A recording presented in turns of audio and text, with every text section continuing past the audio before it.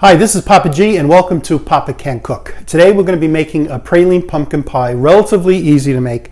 I'm using a pre-made gluten and dairy-free pie shell, which makes it even easier. Wholly gluten-free is an excellent pie shell. I get it at the local Stop and Shop, or you can get it at a health food store.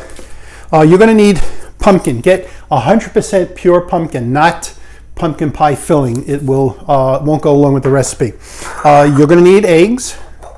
You're going to need pecans for the praline. Make sure they're the gluten-free type. You're going to need dark corn syrup. If you don't have dark, you could use light. We're going to need vanilla, some spices, nutmeg, cinnamon, ginger, ground cloves. We'll be using a little bit of salt. Full-fat coconut milk. Goya makes one that's very good. We're going to need some brown sugar, and we'll also use some coconut sugar. And that's it. I'll be back and I'll show you how we make it. In a medium-sized saucepan, I've added the pumpkin, the brown sugar, cinnamon, ginger, nutmeg, cloves, salt, and I'm going to whisk it over this medium heat for about 4 to 5 minutes. Then I'm going to take it off the heat, and I'm going to put in the eggs. I'm going to whisk in the eggs, the vanilla, and that full-fat coconut milk. And at that point, it'll be ready to put into the pie shell. In the meantime, you have to take these pie shells, put them in the oven, follow the directions. Usually supposed to prick the bottom with a fork so that they don't bubble up. And you pre-cook the pie shell before you put this in. And I'll be back. In a separate bowl, I've mixed together the coconut sugar, the corn syrup, the chopped pecans. Mix that together. I've whisked the eggs, and I'm going to put them in. Mix that together until it's combined.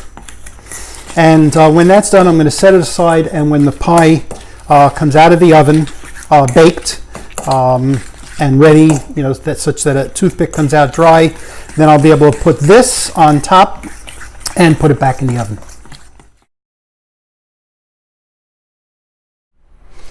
The pumpkin pie is out of the oven.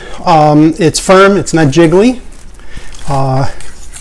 Now I've made up the praline coating, and I'm going to spoon that over the top, evenly distribute it, and this is going to go back in the oven,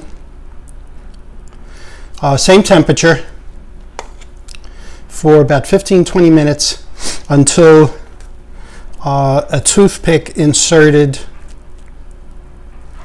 in the center comes out dry. I would recommend that you put a layer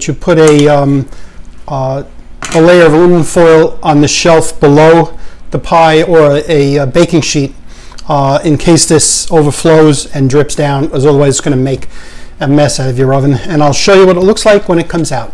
We're going to serve it with a non-dairy whipped topping, and it'll be great.